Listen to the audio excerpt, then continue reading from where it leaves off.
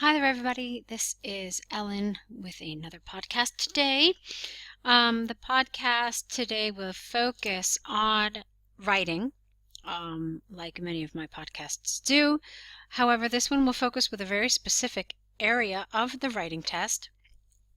It will focus on task 2, whether that's for general or academic. And even more specifically than that, it's going to focus on task achievement. The reason why I decided to do that is because, as some of you might know, I've been involved with IELTS preparation for a really long time, and I have seen some students who are really excellent writers with a beautiful command of the language, with great vocabulary, great grammar, really just stunning language abilities. But guess what happens? They don't get the score that they truly deserve because they have a problem with task achievement. Okay, it's just so typical that I can't even explain to you why. So what I decided to do in preparation for this podcast is familiarize you with something that you absolutely should know and love and know like the back of your hand, really. It is the public version of the band descriptors. There is one for task 1, there is one for task 2, and there is also one for speaking. As I mentioned, this is the public version. Examiners have a slightly different version. It's a little more detailed, okay? But for our purposes, this is really more than adequate. So we can absolutely get a feel for what examiners are grading our essays on when they look at them. Okay, so I said that we're going to talk about task response, or rather task achievement. Because it's kind of elusive. I mean, how do you know if something is well developed or not? How do you know if something is on topic or not? So that's what I really want to focus on. All right, so what happens here? Let's take a look at the 7. Addresses all parts of the task, and that's the first thing I want to look at. All parts of the task.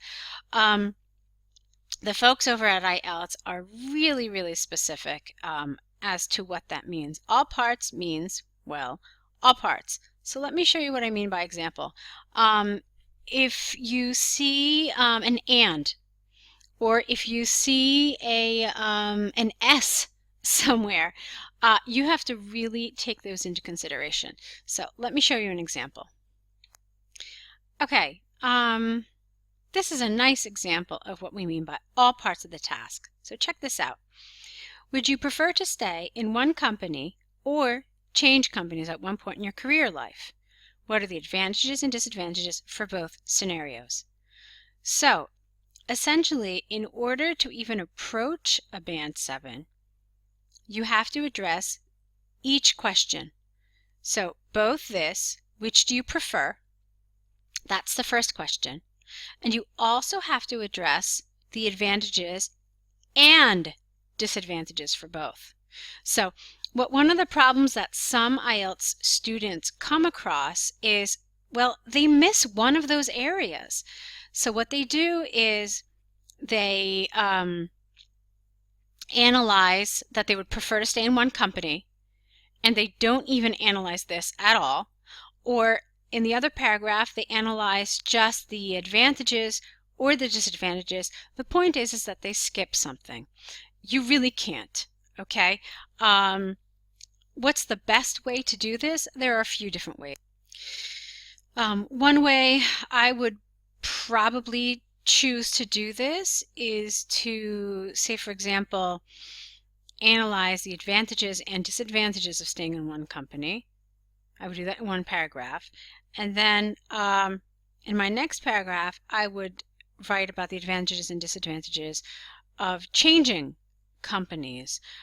Assuming that this was the side that I supported more, I would say, yeah, this is what I prefer. I would put this second, and I would include the fact that, yes, this is the option that suits me and my personality and my career goals better. So in doing that, you cover all parts of the topic. Okay, so now I'm moving on to another topic. I think that what I'm going to say is rather controversial, and I think a lot of IELTS tutors will disagree with me. Well, maybe not a lot, but some will. So I'm going to say it anyway. Let's look at this topic. Many countries now face an economic downturn, so it is better for each country to focus on its own problems rather than helping other countries. To what extent do you agree or disagree? Now, a lot of IELTS tutors will tell you, agree. And yes, we should only focus on our own problems. This is the only thing we should do. And basically just develop your essay around supporting this statement, and that's it. I'm going to disagree. I think that if they wanted you just to do that, then they wouldn't have made this comparison here with the helping other countries. So they do expect you, especially at a higher score, at a higher band, they do expect you to address it, at least analyze it, at least, even if it's just to say why we shouldn't do it, that, you've at least acknowledged it and you've developed it to say that, no, this is a bad idea. Okay, so again, this is what we mean by answering all parts of the task. Even if you think that, yes, we should focus on our own problems, you are still addressing this other element of the question. Even if you say, I 100% disagree with this, it's okay to do that, but you should at least tell the reader, or in your case, the examiner, why you completely disagree with it, and then go on to support what you think is better, which is why countries should focus on their own problems. Okay, so these questions have appeared on the site just recently. They're new October 2018 questions. So let's look at them in terms, again, of answering all parts of the task. Okay, the first one. Most people get married and give birth in their 30s rather than when they are younger. Is this a positive or negative development? Again, it's a good idea to talk about both sides of this issue. Let's say, for example, that you are really in favor of this, marriage and birth in your 30s. You should still discuss both sides of this, and at a higher band, you're also going to discuss both sides of this. Otherwise, they wouldn't have written it. Okay, they would have just said most people decide to get married and give birth in their 30s. Full stop. Is this positive or negative? Okay, then you just talk about the positives and negatives of that. But they've really clearly put this out there, and so you are expected at a higher band score to address it. Okay. Again, we have the same sort of language in this. Shops should give preference in selling local food rather than imported food. Do you agree or disagree? There is again a comparison here stated not really implicitly, but rather directly. So, we do need to talk about this. Preference for local food or preference for imported food. Okay?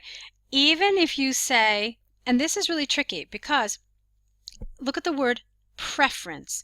That's really important. They're not saying that you shouldn't sell imported food at all, but they're saying, should you give a preference to imported food? Okay? Now, why am I pointing out the word preference to you? Because this is another area of IELTS writing that people tend to neglect. And it's funny because, as you all know, IELTS doesn't test vocabulary anywhere directly. So there's no vocabulary section. But understanding the nuance behind the word preference here is, in fact, checking your understanding of English and your level of English. So let's look at this question again to see how it's actually a tricky question. Shops should give preference in selling local food rather than imported. Okay, so what they're suggesting is that they should prefer to sell local food rather than preferring to sell imported food. So when you look at it like that, it's not saying don't sell imported food. It's saying preference. You should prefer imported food. So when you look at the question like this, it actually will change how you frame it.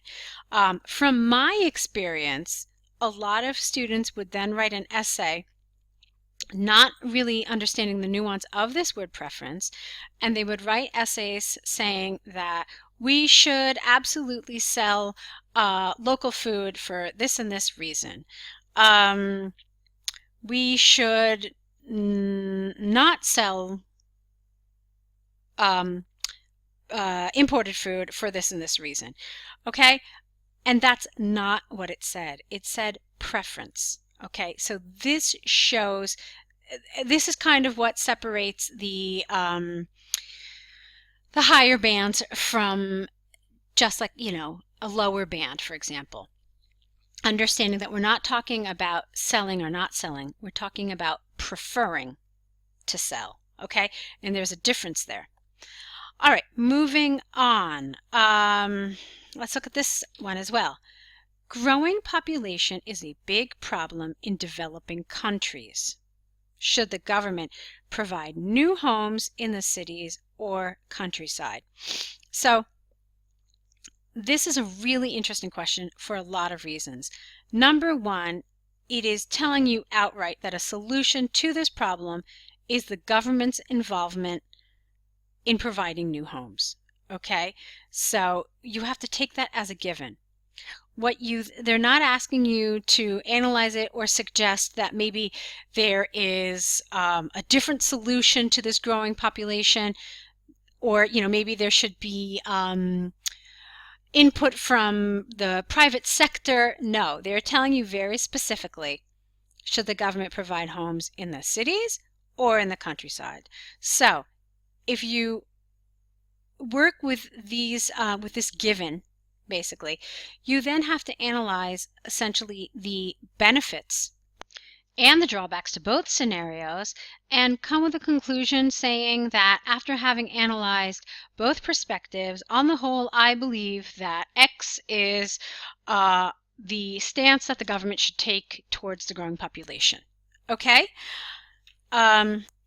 Another thing that you have to do when you answer a question like this is not, how can I say this? Not focus too narrowly on the government providing new homes in the cities or the countryside. You have to remember to frame your answer that this is a solution to this. Okay, so what do I mean? I mean that it would be completely off topic for you to start saying that the government should create new homes because the old homes are no longer energy efficient, or the old homes that are currently in existence are run down, and so forth and so forth. No, nobody's talking about old homes. We're talking about growing population, okay, and the fact that we have more people in our countries, in developing countries too. This is another element of the question that we didn't really talk about. Think about what developing countries are. Okay, so what do I mean by that? I mean that it would be incorrect to provide examples that refer to developed countries. So no examples about the US, no examples about England, no examples about most of Europe actually. Okay, so think about what developing countries are and use them as your examples and use them as your frame. Okay, so you can see that this too really is not as simple as it first appears. You do have to answer this: cities, countryside, weighing the pros and cons of them. You have to remember to keep it within the framework of growing population. This is our problem, but more specifically in these types of countries. Okay, let's look now at number 6. questions like this are also problematic in terms of task response. So let's look at why. There's a lot of language here, and this is where sometimes people get confused because they see so many words, they focus on like one area, and then, because of stress or because they're worried they're not going to have enough time, they just start writing without really focusing on what the question is saying. So let's look at the question.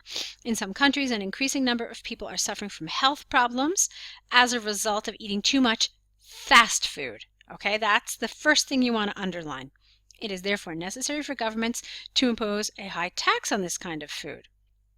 To what extent do you agree or disagree with this option? You should use your own ideas, etc., etc., etc. Okay, so it's not talking about all junk food, okay? It's talking about a specific type of junk food, specifically fast food. So that means that right away you have to not think about candies or chocolates or chips, but you have to think about fast food. And, depending on what country you live in, how that fast food takes shape and what kind of form it has really could differ. Maybe it's things like burgers, maybe it's things like hot dogs, maybe, it's a kebab from a street vendor. So you have to think about those things. And what are they saying? Are they saying that it should be illegal? No. What they are asking is if it should have a higher tax. So let's say, for example, the tax on food in your country is 10%. Should the tax on this specific kind of food be 20% or 30% or 50%? Okay, so this is what is being suggested. So you have to absolutely understand the question and what they're asking you to discuss. And now here's the other thing that I really want to point out in a question like this. It is therefore necessary. This is a really important word. Again, this is when we talk about nuance and how this is really where they're checking to see if you're a 7 or an 8. Your understanding of this particular word. It is necessary for governments to impose a higher tax. So, let's say that I agree with this measure on the whole. Let's say, for example, that I think, there should be a higher tax on I don't know, fast food burgers, whatever. Okay? Let's say I agree with it. However, I might agree with it that it's a good measure, but do I think it's necessary? Okay? And this is where you can really add a layer of sophistication to your response. So, a good way then to present your opinion here is, while I do believe that it is an important measure and it would be an effective measure, I don't believe that it is necessary to impose a higher tax. Now, if you do that, you can talk about why it's a good measure in one paragraph. And then in your second paragraph, you can talk about why it's not necessary, why the government could certainly choose other options that could be necessary.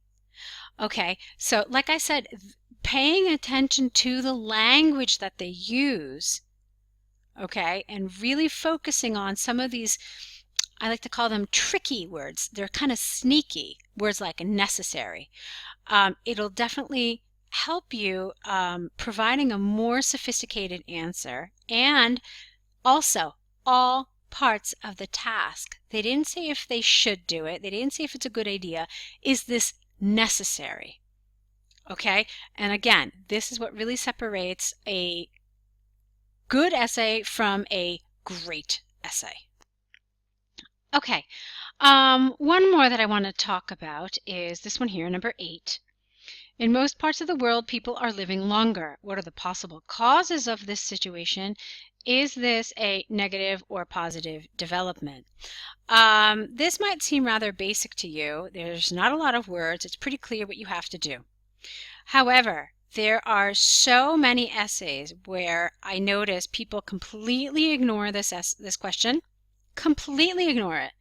And what they then do is they just treat it as a discuss both views and give your opinion essay. So they talk about the positive aspects of people living longer. They talk about the negative aspects of people living longer. They give their conclusion and then they're done. Okay? So that's a problem. So clearly what you need to do is, in order to answer all parts of the task, you need to devote one paragraph to this. What are the causes for this situation? So why are people living longer? Well, they're living longer because of strides in medicine, okay? People are being more proactive with their health. They're, more careful with their diet. We have better food available. We have better health services available, etc., etc., etc. Remember, don't make it a list, though, okay? It has to be a well-developed paragraph where each time you explain one of the causes, you have to explain why it's a cause. You have to develop it. Again, this is part of answering all parts of the task. And then, of course, once you do that, you will spend a paragraph talking about the second question, saying whether you think it's positive or negative. It's possible you could even say both in a paragraph. There are ways to do that. Okay. Okay, let's go to one more here. I want to take a look at number 17. It has been said that reading for pleasure is better in developing imagination and language skills than watching TV. To what extent do you agree or disagree? I think that one place a lot of people would trip up with an essay like this is with this and. Some people would simply talk about developing imagination. So, yes, I agree, no, I don't agree, and then be done. Remember that you have to talk about both, okay? Because there's that and there, which means you absolutely have to discuss both. Can reading better develop imagination? Can reading better develop language skills? And remember, the comparison here is with television. So you have to link all of that together in order to say that you have, again, answered all parts of the task. Now, what I have seen from a lot of students when they write this kind of essay is they analyze imagination and language skills of reading, but they don't talk about television at all. So you really have to ask yourself, what role does television play in developing imagination and language skills? Does it play any role? You could even argue that. You could say absolutely not. TV has no value at all in promoting or developing either of these skills. It is a useless box. I mean, do you understand what I'm saying? So you could argue it, but it is important to remember that there is a comparison being made here. Reading for pleasure and watching TV. Now, let's take a look at what I just said. I said reading for pleasure. So this is also another element that a really good answer would exploit. We're not talking about university students who have to read for their studies. We're not talking about professionals who are reading for work. We're talking about leisure time reading. Okay, something you do in your free time to relax because you enjoy it. So it's also, when we talk about developing your essay, it's also an added element, again, that would separate the good from the great. Okay? All right, so I've talked quite a bit about, let's refer back to this. Okay? Since I've talked about, I keep saying separating a good essay from a great essay, let me tell you why. Because at 7, we have addresses all parts of the task. Okay, you've addressed them. Great. Look at this. Sufficiently addresses all parts of the task. And because I don't think, here we go. So addresses all parts of the task is at 7. Sufficiently addresses all parts of the task is at 8. And then, let me just lift this up a little bit, can I? If you look at the 9, it says fully addresses all parts of the task. And that's what I mean when I say, paying attention to some of these words that and the nuances of those words. Okay, that's what we're looking at here. We're looking at fully addresses compared to sufficiently addresses and just addresses all parts of the task. So keep these in mind. Maybe you're not a native speaker, maybe you're not proficient, but if you do pay attention to some of these elements of the topic, of the task, you could potentially give an answer that, as far as task achievement goes, could get you a 9. Okay? And this is another reason why I always tell students, spend time reading the task. It is so important. Don't just really just gloss through it and just start running with your writing. It's such a disservice. You really have to pay attention, spend a couple of minutes looking at it, making sure you get those areas of nuance, get those layers of the question so that you have not missed anything. Your score in task achievement will thank you for it. Okay, so that was the area of task achievement that I wanted to talk about today. It's about addressing all parts of the task, how you can do this more successfully. I hope you've found this helpful. I hope to come in the upcoming days and weeks with more podcasts on the rest of task achievement. So stay tuned. They will follow shortly. And of course, the essay topics that I talked about today in this podcast, they come from the IELTS podcast website. Do check it out. Do also see how you can sign up to be a part of Sentence Guide, to learn everything you need to know about writing for IELTS and more, speaking as well. Check it out. See if you might be interested in some of our essay corrections that we offer. So with that, that's the end of this podcast. Wishing all of you the best of luck with your IELTS preparation. Good luck to you all.